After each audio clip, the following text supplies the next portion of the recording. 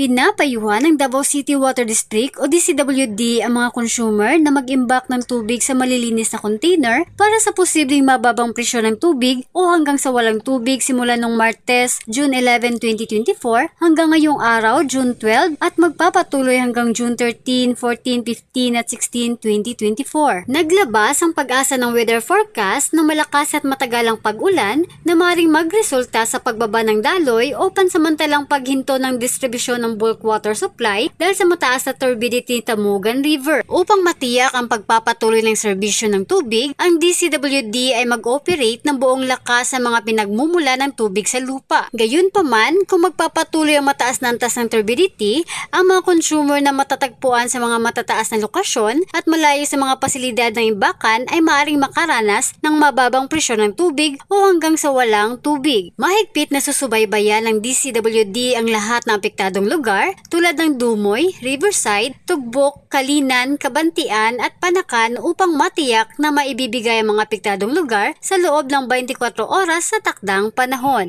Mula dito sa Davao City, Charlotte Mayol para sa Radyo Alternatibo Balita Nationwide.